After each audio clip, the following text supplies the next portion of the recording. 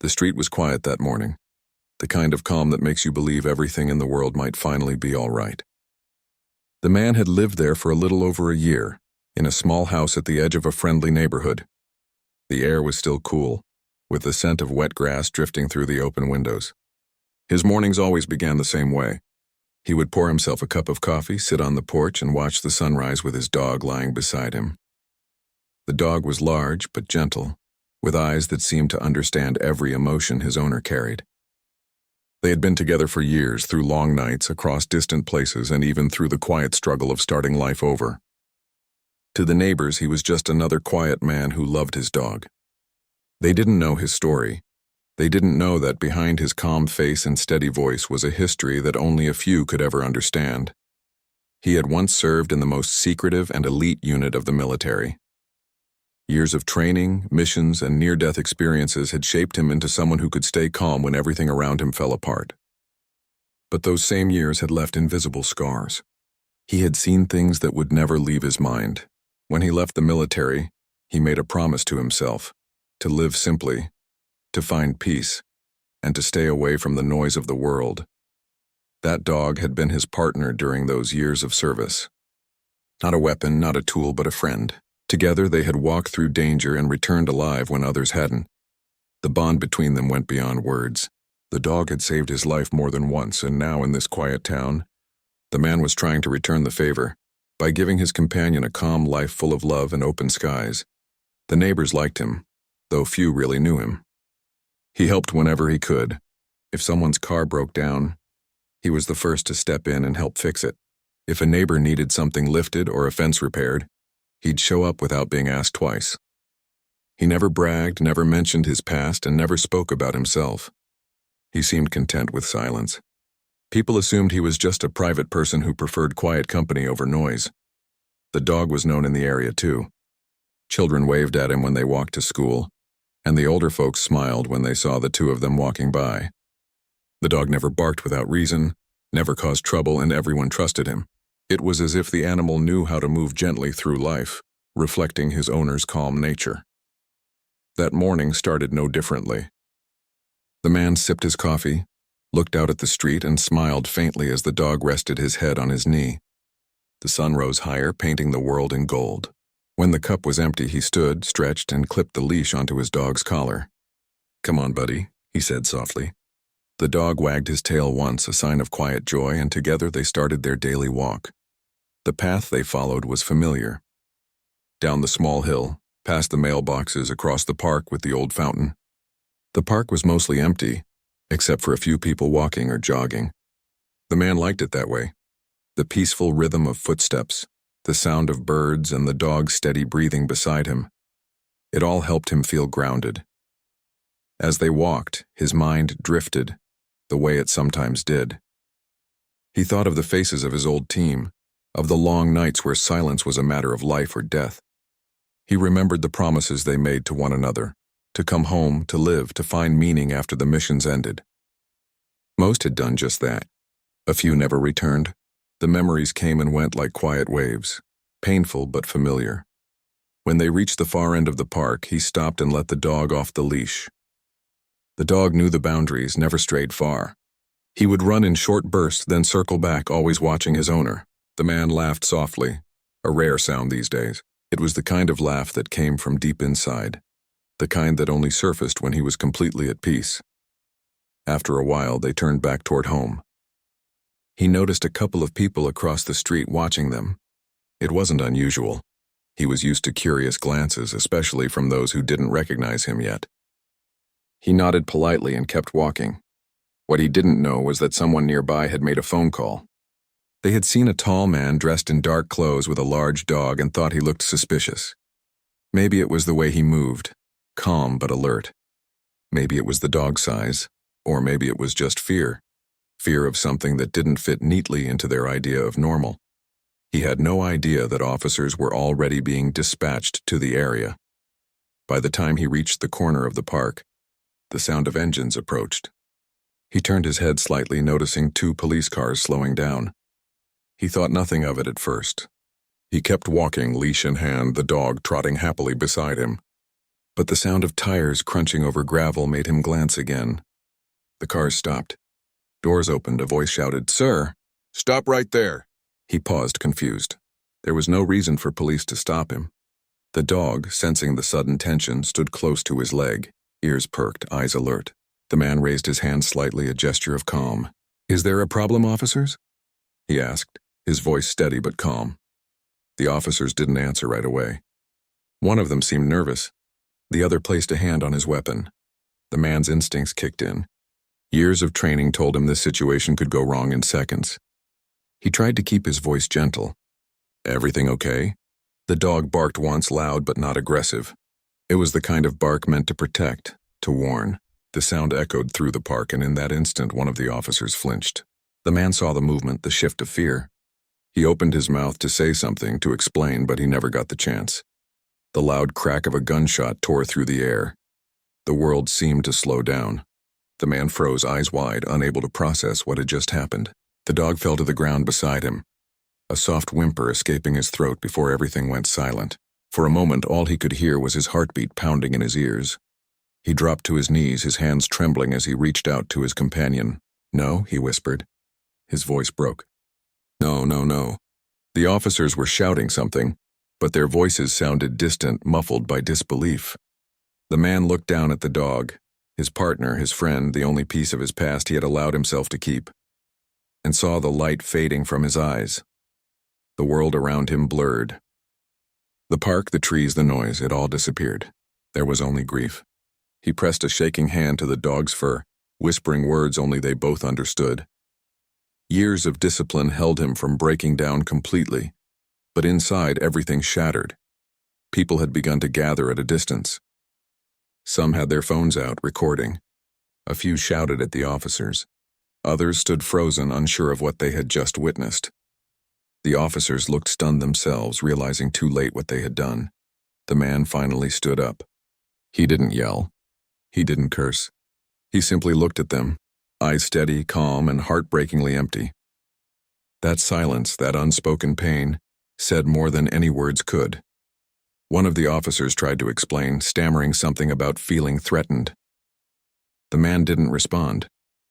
He knelt again, gently lifted his dog in his arms, and started walking toward his house. The crowd moved aside, parting for him in silence. The officers didn't stop him. They just watched, faces pale, realizing they had made a mistake that could never be undone.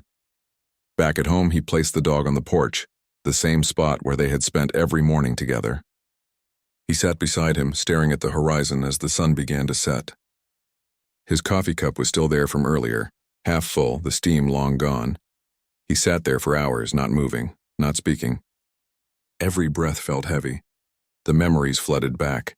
Training sessions, missions, nights under the stars with his loyal partner always beside him. The dog had never left his side, not once until now. As darkness settled in, the quiet street seemed to share his grief. Not a single car passed. Not a single voice spoke. Even the air felt heavy, as if the world itself mourned the loss of something pure. When the night deepened, a soft knock came at his door. It was one of his neighbors, an elderly woman who lived 2 houses down. She didn't say much, just placed a hand on his shoulder and whispered, "I'm so sorry." He nodded once, unable to find words. She left a small candle by the porch and quietly walked away. The man sat there through the night, his face calm, but his eyes hollow. He had been through wars, lost brothers, seen destruction, but this simple, senseless loss hurt deeper than anything before. In that stillness, he made a silent promise.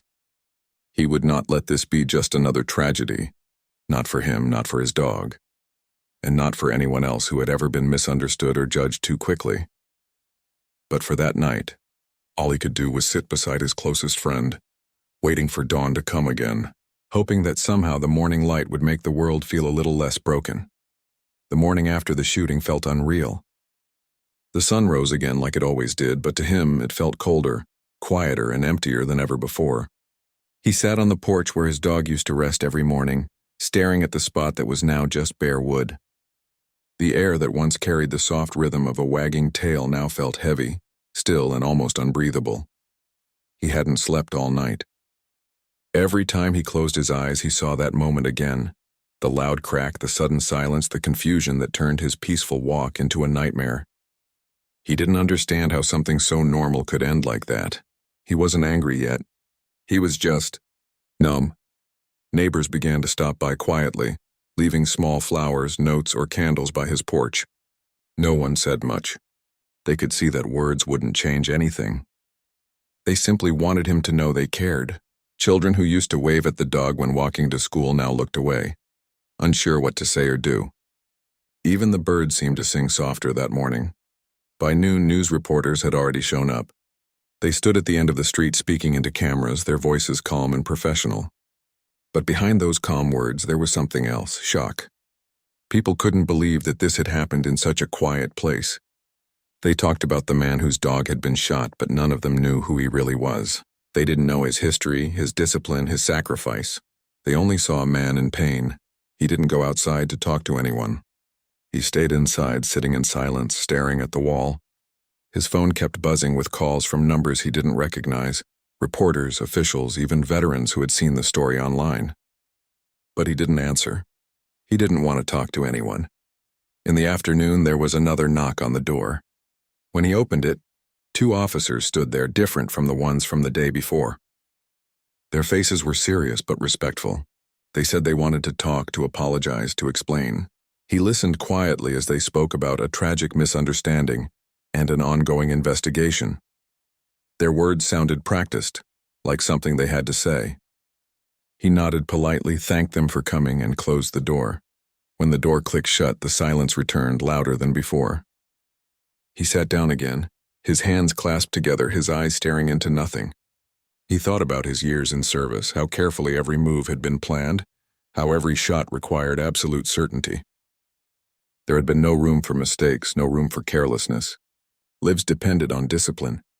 But here, in a quiet neighborhood, one careless decision had taken away the one life that mattered most to him now. As evening approached, he stepped outside for the first time since it happened. The street was mostly empty, except for a few people watching from their windows. The sunset painted everything in orange and gold, the same colors he used to watch with his dog. He walked slowly to the edge of his yard and looked toward the park in the distance. It felt strange to see it now, quiet and peaceful, as if nothing had happened there. He thought of walking there again someday, but not yet. The wound was too fresh. Instead, he sat down on the steps and for the first time let the tears come. They weren't loud or dramatic, just quiet streams that carried the weight of years of control finally breaking. He didn't cry just for the dog. He cried for everything he had lost along the way, friends, peace, trust, maybe even a part of himself. That night, he made a small fire in his backyard and sat beside it, holding the dog's collar in his hand. It was old, worn, scratched from years of work and play. He turned it over slowly, running his fingers across the metal tag. The firelight danced across his face, and in that glow he made another promise. He whispered it softly to the night, to his lost companion. "You won't just be another story." The next morning he began cleaning up the porch. He needed to do something, anything, to keep himself from sinking into the pain. He took out an old wooden box from the closet, the one where he had kept medals, letters, and photos from his military years. It had been untouched for a long time. As he opened it, a faint smell of old paper and leather filled the air. Inside were fragments of a life few people knew about. He pulled out a photograph, him in uniform, his arm around the same dog that now was gone. They both looked younger, stronger, ready for anything. He stared at that picture for a long time, remembering where it had been taken, a mission overseas years ago, when the world still felt like something he could control. He decided to put the picture on the porch table next to a candle. It wasn't much, but it felt right. Later that day, someone knocked again. This time it was a young reporter. She spoke softly, almost respectfully, asking if she could just hear his side of the story. "People are talking about what happened," she said, "but no one really knows who you are." He hesitated for a moment. He didn't want fame or sympathy, but maybe, just maybe, sharing something could help people see beyond the headlines. He invited her to sit down on the porch. They spoke for a long time. He didn't tell her everything, just enough for her to understand. He told her that he had served his country for many years, that the dog had been more than a pet, that he had saved lives and offered comfort when nothing else could. He told her how they had both worked through long nights, always side by side. The reporter listened quietly, not interrupting, not rushing him. When she finally left, she thanked him and promised to tell his story with respect. He nodded, though he wasn't sure he believed her. He had seen too many stories twisted before, but deep down he hoped she meant it. The following morning, her article appeared online. The headline didn't sensationalize what happened. It simply said, "A quiet hero, a loyal dog, and a tragic mistake." The story spread fast. People were shocked to learn that the man whose dog had been killed wasn't just a random person. He was an elite soldier who had risked his life countless times for others. Messages began pouring in, letters, emails, and calls from across the country. Strangers expressed sorrow, veterans offered support, and some people even shared their own stories of loss and misunderstanding. For the first time since the tragedy, he didn't feel completely alone. Still, the ache didn't go away. At night, the silence felt heavier than ever. He would wake up expecting to hear the sound of paws on the floor, the gentle whine that used to greet him every morning, but the house stayed still. One evening, a man from the local police department came by. He introduced himself as a senior officer and said he wanted to offer a personal apology. "We failed you," he said quietly. "We failed your trust and we failed your friend." The man listened, his face calm. He didn't speak for a while. Finally, he said, "What's done is done. I just hope you learn from it." The officer nodded, eyes heavy with guilt. "We will," he promised before leaving. Days turned into weeks, and slowly, the town began to move on. But for him, time moved differently. Every morning he still walked to the edge of the park, though now he walked alone. Sometimes people would stop to greet him, to offer comfort. Other times they just nodded quietly, not wanting to intrude. He found small ways to cope. He started gardening, planting flowers where his dog used to rest. It gave him something to nurture again, something to watch grow. The first plant that bloomed was a small white flower. He smiled when he saw it, thinking it looked peaceful, almost like the calmness his companion had carried. As more people learned about his story, community members began leaving donations at his door. Some left dog toys, others left notes with kind words. He didn't know what to do with them at first, but one evening an idea formed in his mind. Maybe he could turn this pain into something meaningful. He began thinking about starting a program, one that could help both veterans and police officers train together, to understand fear, control, and compassion better. He had seen how misunderstanding could lead to tragedy, and he wanted to change that. He didn't have a plan yet, just a vision, but it was something to hold on to. At night, when he sat by the porch again, the candle still burned beside the photograph. The air was quiet, but not as lonely as before. Somewhere deep inside, he felt that his dog's spirit was still with him, watching, guiding, reminding him that peace wasn't something that just existed. It had to be built, even from pain. The next morning, as the sun came up, he stood and whispered softly into the wind, "We'll keep going." And he meant it. The days kept passing, and little by little, the noise around his story began to grow. What had once been a quiet town now had reporters walking up and down the streets, asking questions, taking photos, and trying to get anyone to speak about what had happened. Some people talked. Others stayed silent, not wanting to be part of something so painful. The man watched it all quietly. He didn't like attention. He had lived most of his life in silence and discipline, working in shadows, never asking for praise. Now his face was everywhere, on news sites, in short clips online, even on TV. People were angry. Some shouted for justice. Others argued about who was to blame. But to him, all of it felt distant, like a storm happening far away. He wasn't chasing anger. He just wanted peace, and peace was something the world rarely understood. Every morning he still walked to the edge of the park where it had all happened. The grass had grown over the spot, but he knew exactly where it was. Sometimes he stood there for a few minutes, sometimes longer. He didn't cry anymore. He just stood still, remembering. The city eventually held a public meeting about the incident. It was meant to calm people down, to show that the authorities cared. He didn't plan to go. He didn't see a point. But the night before the meeting, a letter arrived at his door. It was handwritten and unsigned. It said, "You've been through enough, but people need to hear your voice. Not your title, not your past, just you. Speak, so they understand." He read the letter twice, folded it carefully, and placed it on the table beside the candle and the photograph. He sat there for a long time staring at the picture of his dog and quietly said, "Maybe it's time." The next evening, he put on a plain shirt and walked to the town hall. The building was crowded, filled with people holding signs and murmuring to one another. Some faces were angry, others sad, and a few just curious. When he entered, the room fell silent for a moment. People recognized him. He took a seat near the back, not wanting attention, but the mayor spotted him and asked if he'd be willing to speak. At first, he shook his head. Then he saw the faces around him, the mothers, the young men, the children.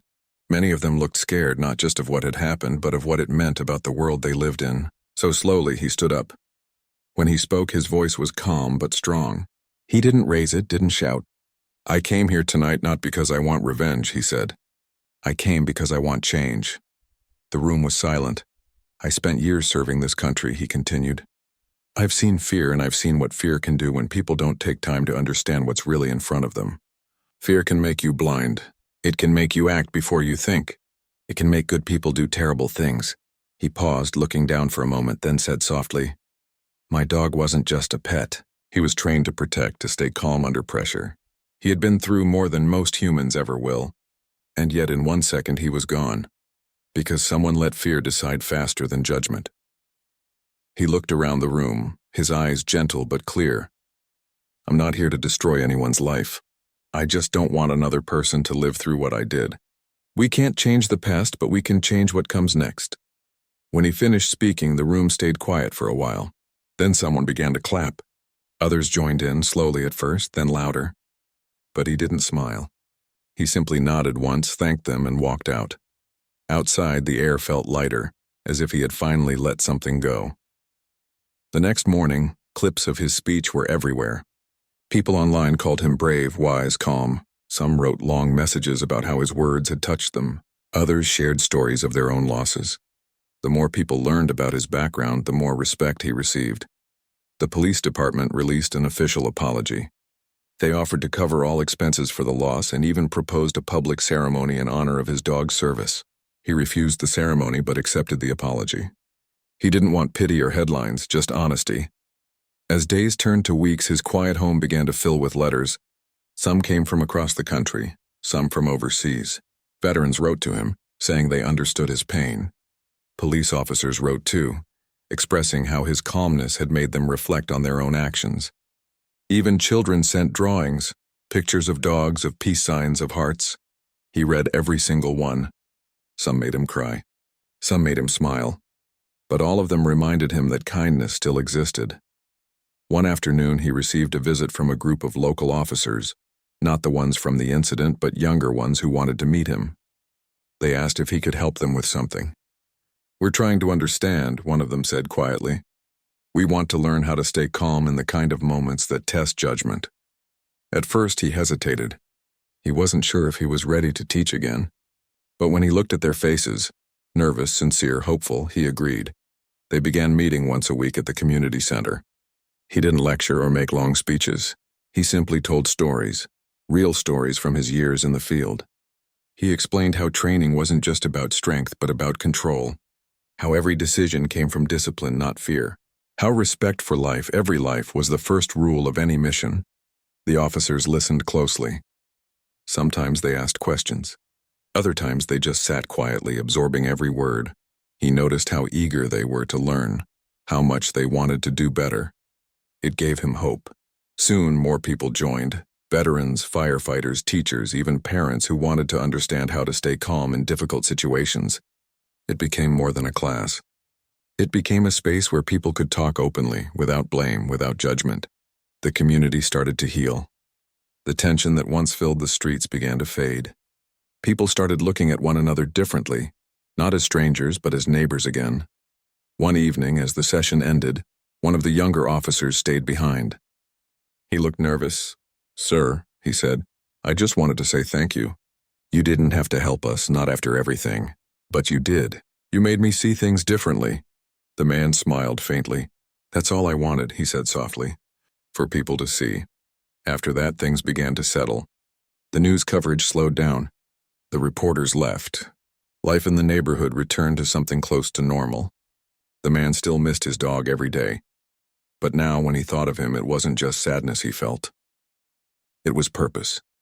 He began sketching out an idea for something bigger, a foundation maybe, or a training program, something that could reach beyond his small town. He wanted to connect veterans and officers to help them learn from one another, to prevent more mistakes born of fear or misunderstanding. He spent nights at his kitchen table, writing notes on scraps of paper, sketching plans, and reading through letters of support from across the country. He didn't know if he had the money or resources to make it happen, but he had something stronger: will. One morning he walked to the park again, the same path he and his dog had taken so many times before. The grass was wet with dew and the air was cool. When he reached the open field, he saw something that made him stop. Someone had placed a small stone there with simple words carved into it: loyal, brave, loved. He knelt beside it, touched the stone gently, and smiled. The gesture was small, but it meant everything. It told him that his companion wasn't forgotten, and neither was the lesson his story had carried into the world. He stayed there for a while, eyes closed, letting the soft breeze brush against his face. For the first time since the tragedy, he felt truly calm, not because the pain was gone, but because it had found its place in his heart. That evening, as he sat on his porch watching the sun go down, he thought about how life can change in a single second, how loss can turn into purpose if you let it. He whispered softly, "We're still walking." "My friend," the candle beside the photograph flickered gently, as if the world itself was listening, and for the first time in a long while, he smiled, not out of happiness but out of peace. The days slowly grew warmer as spring came, and with it, a sense of possibility that he hadn't felt in a long time. After weeks of quiet reflection and small community sessions, he realized the pain from losing his dog didn't have to stay trapped inside him. It could be a way to make things better, not just for himself, but for others. He began writing everything down: stories, lessons, experiences from his time in service, and ideas for a program that could help both veterans and officers. Every evening, he sat at his kitchen table with a notebook open, pen moving across the pages, slowly forming a plan. He didn't know how it would all come together, or even if it would work, but writing it down made him feel alive again. It reminded him that while one moment had taken away what he loved, it didn't have to take away his ability to make a difference. Every word, every idea, every memory he recorded carried a purpose. The first step was small. He reached out to a few veterans he knew from his past missions, men and women who had served quietly and never sought attention.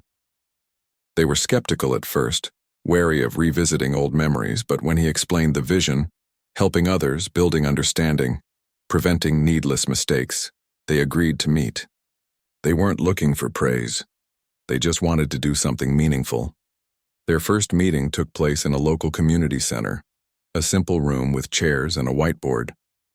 He stood at the front, not as a teacher or a leader, but as someone who had been through the storms of life and survived. He shared the story of his dog, the shooting, and the aftermath. He didn't embellish. He didn't dramatize. He spoke truthfully, calmly, letting every word carry the weight it deserved. The veterans listened. Some nodded, some looked down, some wiped their eyes. One of them finally spoke. "It's hard to see someone go through what you went through and not feel something." He nodded. "That's why we're here," he said softly. "Not just to remember, but to act. We can take lessons from loss and turn them into understanding, training, and guidance. If we do it right, maybe no one else will have to experience the same kind of pain." They began working together, brainstorming ideas, designing exercises, and planning workshops. They weren't thinking about fame or money. They were thinking about change. And for the first time in a long while, he felt hope growing inside him. Word of their efforts began to spread quietly. Local officers, young and eager to learn, began joining the sessions. At first there was hesitation. Some still remembered the day of the shooting. Some still held fear or doubt, but he didn't judge them. He shared stories, explained techniques for staying calm under pressure, and spoke about empathy and understanding. Slowly, walls began to fall. He discovered something unexpected. By teaching, by opening up, he was healing too. The pain of losing his dog, though still present, no longer controlled him. It became a source of motivation, a reason to wake up in the morning and work on something bigger than himself. They named the program quietly at first, choosing words that emphasized trust, understanding, and connection. They didn't need it to be flashy or loud.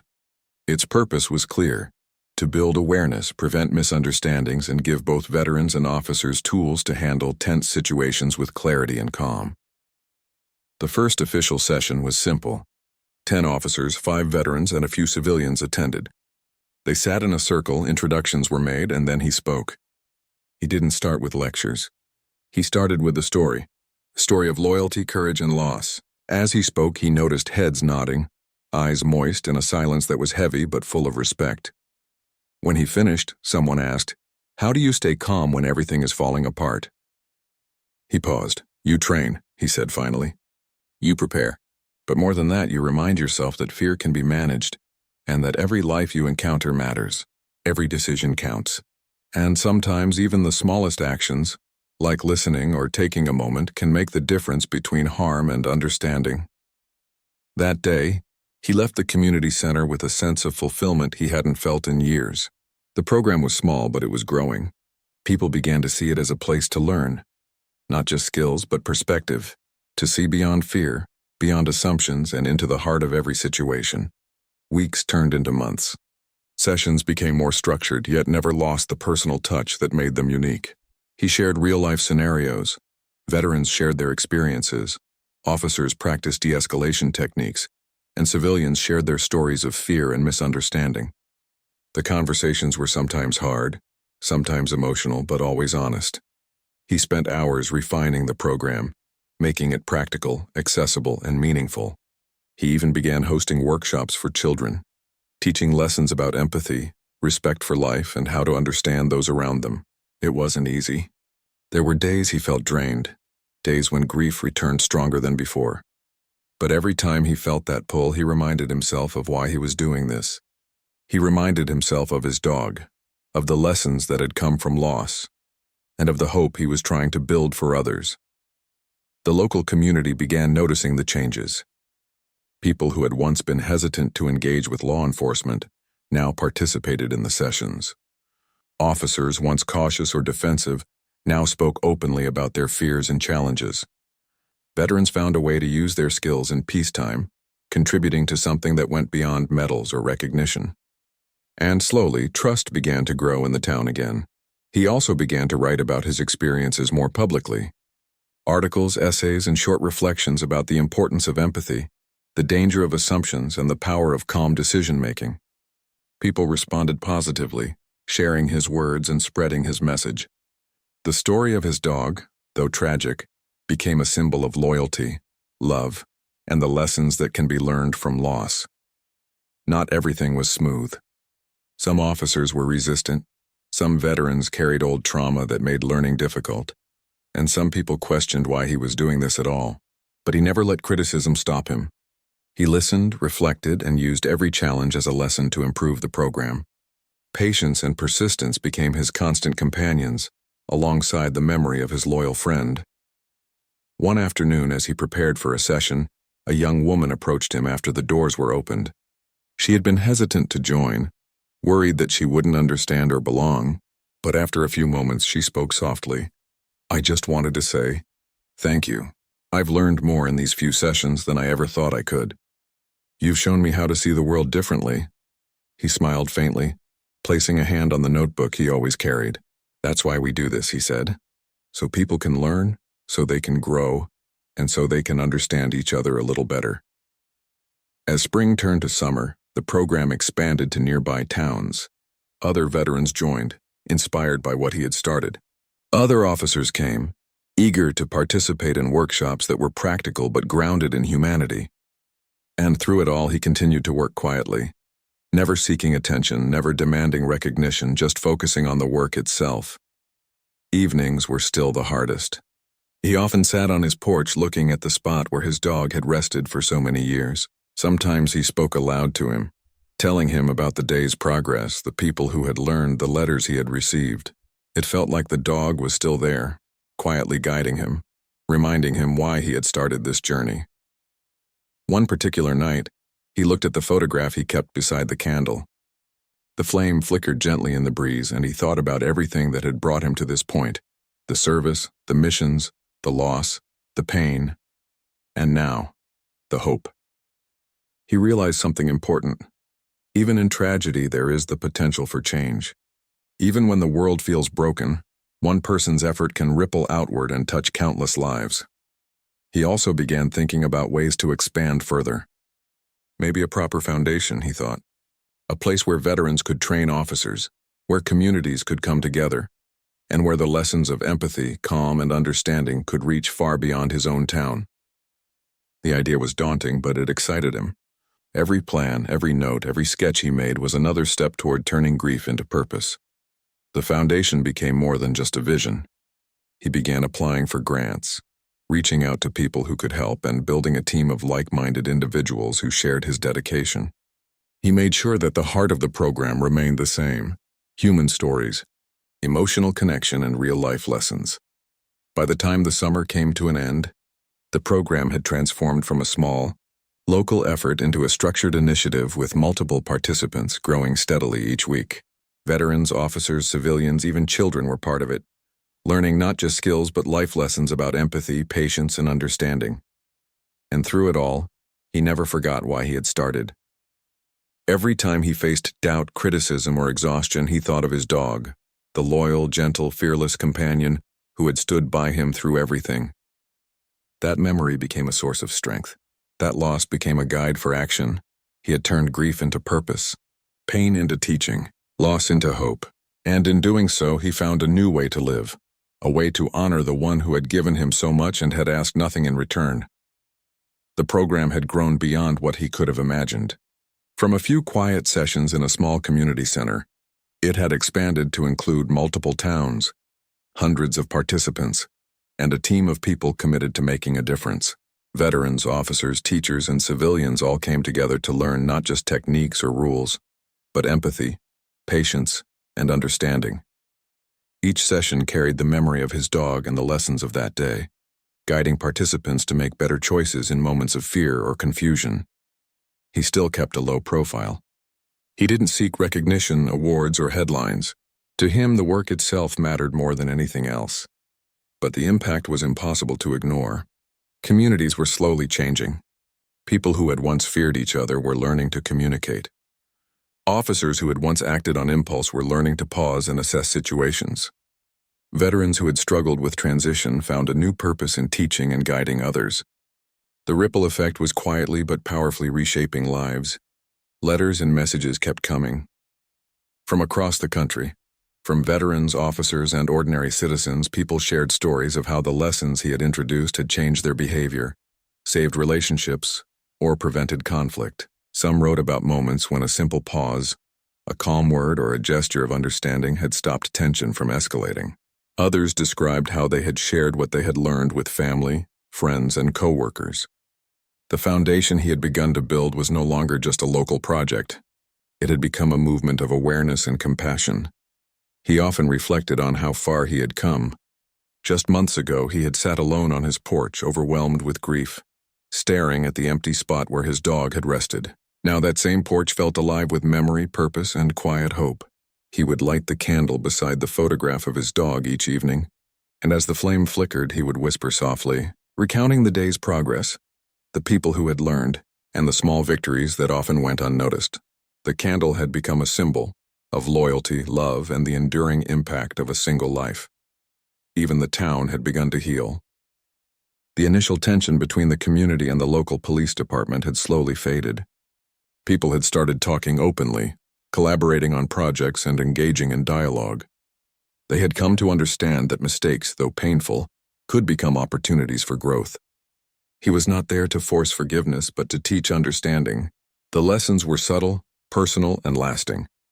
One day, a young officer approached him after a session.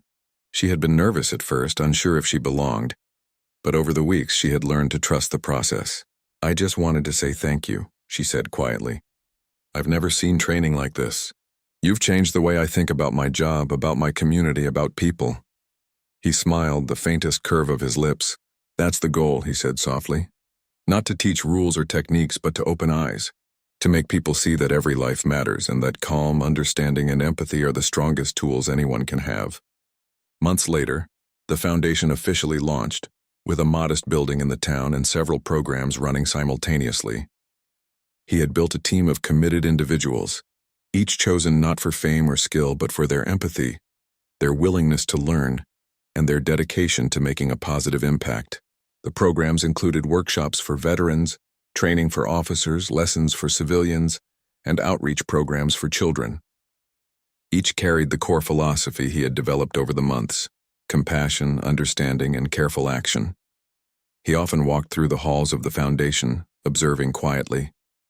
Veterans shared their experiences, officers practiced communication, and children learned empathy through stories and exercises. Sometimes he would step in to speak, but mostly he let the work unfold naturally. Watching the process reminded him of why he had started. Grief had been transformed into action, loss into guidance, and a private pain into a public purpose. Despite the progress, there were still hard moments. Memories of the shooting returned unexpectedly. Flashes of that day, the sound of the gunshot, the sudden stillness. But those moments no longer controlled him. He had learned to acknowledge them, let them pass, and then redirect his energy toward action. Grief had become a companion, a quiet voice reminding him why he had chosen this path. Community events began taking place regularly. He would occasionally attend, mostly to observe, but sometimes to speak briefly. He never dwelled on the tragedy, never painted it as a story of anger or revenge. Instead, he spoke about responsibility, awareness, and the small choices that could prevent misunderstanding and harm. His words were always simple, direct, and human. People listened, absorbed, and often reflected quietly afterward. At one such event, a family approached him. Their young son had been nervous about speaking to police officers, afraid of making mistakes. After attending the program, he had learned to trust that officers were people too, capable of understanding, and that communication mattered more than assumptions. The boy thanked him softly, and the parents thanked him even more. The moment reminded him why he had continued despite the pain, the exhaustion, and the uncertainty. One evening, as he closed the doors of the foundation after a long day, he stepped outside and looked at the horizon. The sun was setting, painting the sky in shades of pink and gold. He walked slowly to the small garden he had planted in memory of his dog. Each flower, each plant had been nurtured carefully, like the lessons he had sown in the hearts of others. He knelt beside the garden, feeling the cool grass under his hands. "We're still growing," he whispered softly. "You're still with me." Over time, the foundation gained recognition from local and national organizations. Articles were written, awards were given, but he never sought them. He allowed the work to speak for itself. Recognition was not the goal, change was. Lives that had been tense, conflicted, or fearful were now calmer, more understanding. Families, neighbors, and communities were learning to approach life with patience and empathy. One day, a former colleague from his military days visited. They spoke quietly in the foundation's office, reminiscing about old missions, the discipline, and the bonds they had shared. The conversation eventually turned to the foundation. His colleague said quietly, "You've done something incredible here. You've taken something painful and made it matter in the lives of so many. That takes courage beyond anything we did in the field." He nodded, glancing at the photograph of his dog. "It wasn't just me," he said. "It's everyone who believed it could be different. Everyone who listened, learned, and helped others do the same." Letters kept arriving. Veterans, officers, teachers, children, all sent messages of gratitude and hope. Some shared stories of moments when their training with the foundation had prevented conflict or improved understanding. Others simply wrote to say they had been inspired to change small things in their own lives. Each message was a reminder that the foundation was more than programs or workshops. It was a movement toward a more thoughtful, compassionate society. Even though the work was demanding, he found joy in the routine. Each morning he walked through the neighborhood, greeting neighbors, pausing to observe small interactions, and checking on the little ways the community was thriving. He no longer walked alone. Veterans, officers, and children often accompanied him, sharing the same calm pace and purpose. At night, he still lit the candle beside the photograph of his dog. Some nights he spoke softly, recounting the events of the day, the victories, and the lessons learned. Other nights he simply sat in silence, letting the flame flicker as a reminder of loyalty, love, and the enduring impact of a single life. Through all of this, he felt a sense of peace he hadn't known in years. The pain of loss remained, yes, but it had transformed into purpose, into action, and into hope. Grief had not disappeared, but it had been woven into something greater, a legacy of understanding, compassion, and learning. One morning, a reporter asked if he would share the story behind the foundation. He agreed, but he kept it simple, focusing not on the tragedy, not on the pain, but on the lessons. He spoke about empathy, patience, and responsibility. He spoke about fear, judgment, and the small choices that could make a world of difference. When the story aired, he received letters and messages from across the country. People said his words had changed how they viewed their neighbors, their community, and even themselves. The foundation continued to grow. Programs were expanded, new partnerships formed, and new leaders trained to carry the lessons forward. He never sought recognition, never chased fame. He focused on the work itself, the people, and the long-term impact. Years later, as he walked through the neighborhood with some of the younger participants of the foundation, he paused by the park where it had all begun. The grass was green and soft. Children played nearby. Officers chatted calmly with community members. Veterans shared stories quietly. And he looked at it all with a sense of quiet fulfillment. He thought of his dog, of the loyalty, love, and courage that had guided him through his darkest days, of the lessons learned and the lives touched. He knelt beside a small stone that had been placed in memory of his companion, touched it gently and whispered, "We did it. You're still here in everything we've built." As the sun began to set, he walked back to the foundation, the team by his side, the community growing stronger every day. He knew that the world would continue to face challenges, misunderstandings, and fear. But he also knew that even small acts of understanding, compassion, and courage could ripple outward, changing lives in ways no one could measure. And for the first time in a long while, he felt complete, not because the past had been erased, but because he had taken it, learned from it, and turned it into something that could make the world better. The flame of the candle beside the photograph flickered gently as he entered the foundation building. Outside, the world continued to move, sometimes chaotic, sometimes calm. But inside him there was peace. And in that peace he carried the memory of a loyal companion, the lessons of loss, and the quiet, powerful truth that even the smallest actions can create lasting change. He knew now that life, though unpredictable and sometimes cruel, could still be filled with purpose, love, and hope, and he was determined to continue walking that path, guiding others, learning, and teaching. The work would never be finished, but that was okay. Every day was another chance to make a difference. And as the candle burned softly in the evening light, he whispered once more, softly but firmly, "We are still moving forward, and we will keep moving forward together."